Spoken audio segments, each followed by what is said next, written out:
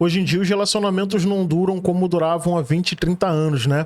E a maioria das pessoas pensam que isso é por causa do WhatsApp, da traição facilitada ou da liberdade sexual. Mas pode ser que a verdade seja um pouco mais profunda e mais triste do que isso. Talvez a verdade seja porque a gente vive numa época em que tudo é substituível, inclusive as pessoas. Isso tem muito mais a ver com a lógica do mercado do que com o amor propriamente. As relações afetivas, elas entraram no mesmo sistema de consumo que faz a gente trocar de celular a cada 2 anos. E aí, quando um vínculo apresenta falhas, o que a gente faz? A gente não busca o conserto, a gente troca, né? E isso não é por maldade, talvez, é por uma lógica que está introjetada em nós, a de que a gente merece sempre o melhor, o mais novo, o mais funcional, inclusive no amor.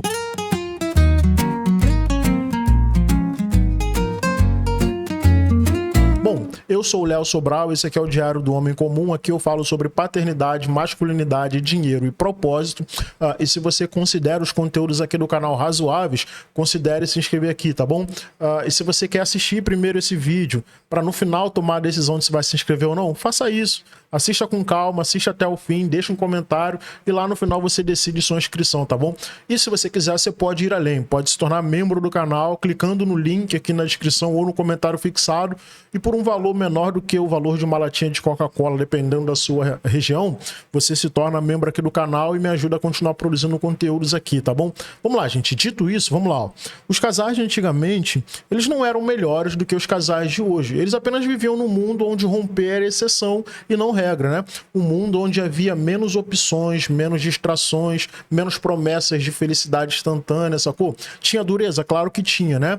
Muitos casais naquela época se mantinham por conveniência, medo, dependência financeira, vergonha, mas havia também uma coisa que a gente desaprendeu: tolerância e paciência, e também a capacidade de lidar com o outro como ele é e não como ideal romântico, né? Então, hoje, com a ajuda do Instagram, do TikTok, a gente está constantemente vendo casais que parecem mais felizes, mais apaixonados, mais bonitos e mais ricos do que o nosso relacionamento. Isso vai intoxicar, obviamente, né? Porque vai criar a ilusão de que a gente está sempre perdendo algo, de que a gente está com a pessoa errada. E viver sobre essa ilusão constante é o caminho mais rápido para que a gente desista.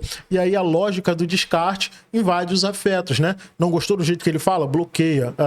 Não gostou da reação dela numa discussão? Cancela ela, né? Então a gente está lidando com seres humanos como quem lida com aplicativos. Se não for intuitivo, fluido, rápido, gostoso, simples, cara. Vai lá e desinstala e tá tudo certo. E o problema é que a intimidade real não é gostosa o tempo inteiro, porque ela é desconfortável, desajeitada, imperfeita em muitos momentos. E aí a intimidade vai exigir vulnerabilidade. E isso assusta. Por isso que muitos preferem a excitação do novo ao esforço de aprofundar o antigo. Então a efemeridade acabou virando uma estética de vida, né? Amores de um mês, paixões de uma semana, aquelas ficadas que não chegam a virar história. Então a gente está se esquecendo de como é construir algo longo, pô, porque tudo em volta está empurrando a gente para aquilo que é imediato. E aí tem a idealização que é tóxica do que é se amar também, né? O discurso do amor próprio virou desculpa pro narcisismo. E aí, se me faz sofrer, eu largo. Beleza, cara, eu sei, né? Mas sofrer por amor não é o mesmo que ser abusado, tá bom? Sofrer por amor é parte do processo, pô. Amar também é aprender a ceder, a negociar, a rever as posições. Só que isso dá muito trabalho, né? E a geração que aprendeu a pular propaganda depois de 5 segundos também quer pular a parte difícil dos relacionamentos, né? Então a gente já não sabe mais ouvir. A gente quer ser compreendido, quer ser acolhido, a gente quer ser mimado. Mas raramente a gente se pergunta: pô, o que eu tô oferecendo? Que tipo de parceiro eu sou? Todo mundo quer ser prioridade, mas ninguém quer ser apoio, né? Todo mundo quer um amor que seja épico, maravilhoso, mas ninguém quer passar pelas cenas chatas do cotidiano. E o casamento é uma relação longa, inclusive de dias banais, pô. Então é no tédio que vai se construir o afeto, é na repetição que nasce a confiança, e é justamente isso que a gente está desprezando. Então outro ponto também é que os papéis mudaram. Mulheres não aceitam mais depender financeiramente dos homens, mas também desconstruir um pouco a estrutura de muitos relacionamentos que só existiam porque uma mulher não tinha opção, né? Então tem isso. Mas só que hoje, com autonomia, muitas mulheres preferem a solidão a um relacionamento sem respeito. E muitos homens, por outro lado, estão perdidos, né? Porque foram criados para serem provedores, líderes da casa, e agora eles precisam ser companheiros, vulneráveis, presentes. E essa masculinidade antiga não deu conta dessa atualização. Tem muito homem bom que não sabe como amar uma mulher livre, mas por outro lado tem muita mulher que é livre que ainda está esperando um homem à moda antiga, tá bom?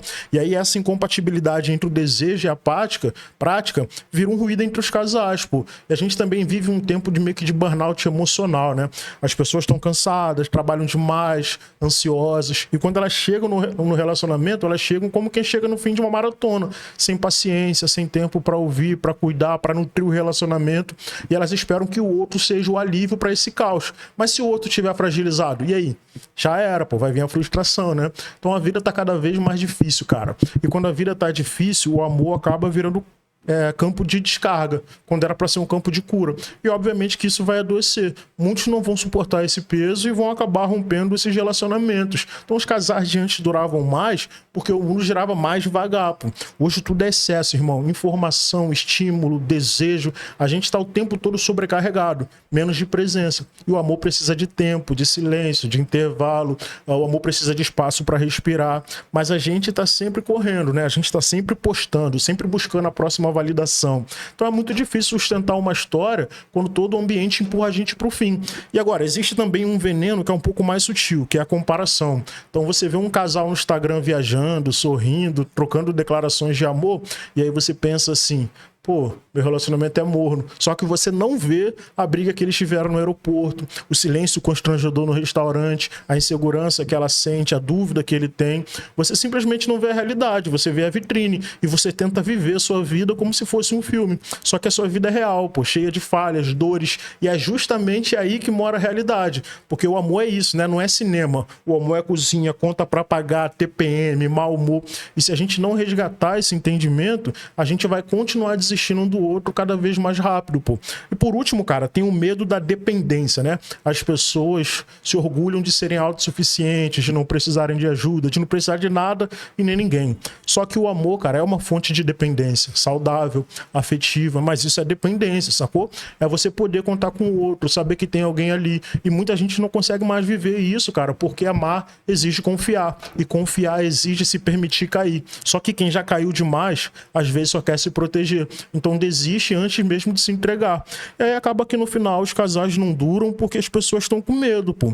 Medo de sofrer, medo de serem abandonadas, de não dar conta. E quem vive com medo acaba se sabotando, né? Porque vai criar brigas, vai cavar saídas, né? Fica na defensiva o tempo todo e não vai se entregar. E, cara, o amor que não tem entrega quebra, irmão. O amor que fica guardado, ele morre. E o que a gente tem hoje são muitos amores morrendo sem nem terem sido vividos de verdade. Gente que desiste antes de tentar, gente que se blinda tanto que já não sente mais, sacou? Gente que só quer o bônus do casamento e do relacionamento, mas que foge do ônus. E aí quando tudo acaba, a pessoa fica se perguntando: pô, por que comigo nunca dá certo? Cara, talvez a gente precise reaprender o que é amar, né? Talvez amar não seja mais uma escolha que a gente faz uma vez só, mas uma série de pequenas escolhas diárias, né? Escolher ficar, escolher conversar, escolher ouvir, escolher tentar de novo, principalmente, mesmo depois de falhar. Isso não é anulação, né? Isso é compromisso, cara. Porque o amor não é uma prisão, mas ele também não é fuga. É construção, cara. Tijolo por tijolo, um dia após o outro. E só quem permanece para ver a casa pronta vai entender o valor de cada martelada. Enfim, cara, se esse vídeo fez sentido para você, se te tocou de alguma forma, ou em alguma ferida, ou acendeu alguma luz, cara, se inscreve aqui no Diário do Homem Comum, deixa o like, comenta como tem sido para você sustentar ou recomeçar uma relação no meio dessa loucura que a gente está vivendo. E se você quiser e puder, vira membro aqui do canal, isso me ajuda a continuar produzindo reflexões como essa, tá bom? Que eu falo sobre paternidade, masculinidade, dinheiro e propósito. Porque amar também é um propósito, tá bom? E no final das contas, caras, talvez amar seja o mais importante deles.